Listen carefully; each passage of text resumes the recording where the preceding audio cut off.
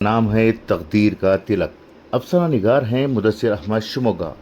बल्खीस बल्खीस ही थी, शर्म हया में लिपटी हुई, मगर अंदर कहीं ऐसी आग भरी हुई कि अगर भड़क उठती तो बड़े बड़े नरे मर्दों के कंधे पिघल जाते। लेकिन वो आग सिर्फ ज़मीर की थी, लहजे में नहीं, आंखों में नहीं।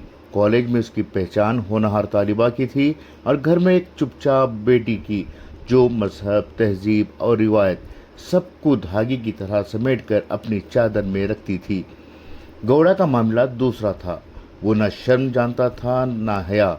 मजहब इसके हाथ में ऐसी लाठी थी जिसे वो जब चाहता, जिसके सर पर चाहता, दे मारता। उस दिन वो कॉलेज में यूं घुसा जैसे ये इदारा नहीं बल्कि इसकी जाती जागीर हो।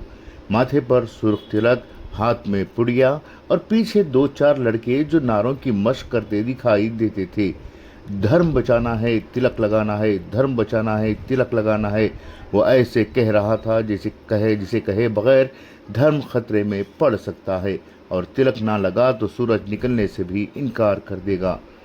गौड़ा की यह हरकत देखकर लड़कियां सहम गई।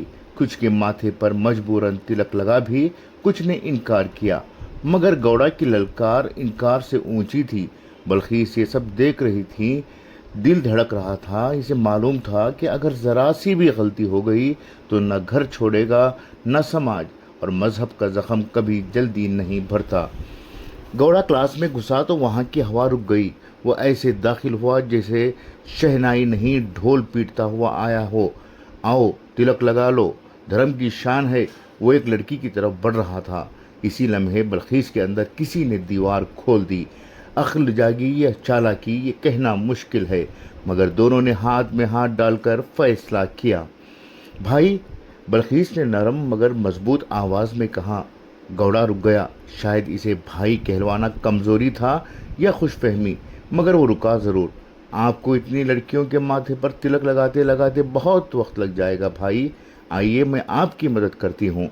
गौड़ा चौंका, फिर मुस्कुराया। हाँ ठीक है, तू ही लगा दे। वो तिलक की पुड़िया बल्खीस के हाथ थमाकर अगली क्लास की तरफ चल पड़ा, मगर इसने ये नहीं देखा कि बल्खीस के हाथ ने पुड़िया को यूं दबाया कि इसमें मौजूद रंग धीरे धीरे माथों तक पहुंचने से पहले ही हवा में उड़ रहा था। किसी के माथे पर तिलक ना लगा, किसी के भी नहीं। बल्खीस ने किसी के धर्म को नहीं छेड़ा, मगर अपनी इज्जत, अपनी फिक्र और अपने मजहब को ज़रूर बचा लिया। वक्त गुजरता गया। कॉलेज की वही बल्खीस अब असम्बली की मेंबर थी। इसकी पेशानी पर रोशनी थी मगर तिलक नहीं। इसकी ज़बान में विखार था मगर खौफ नहीं, और इसकी आंखों में मजहब नहीं, इंसानियत थी।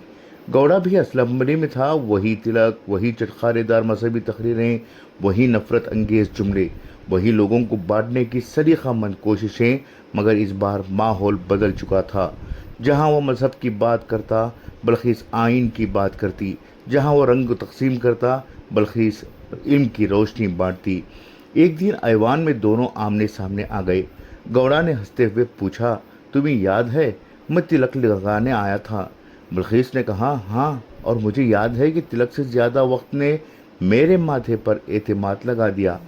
गौड़ा चुप हो गया।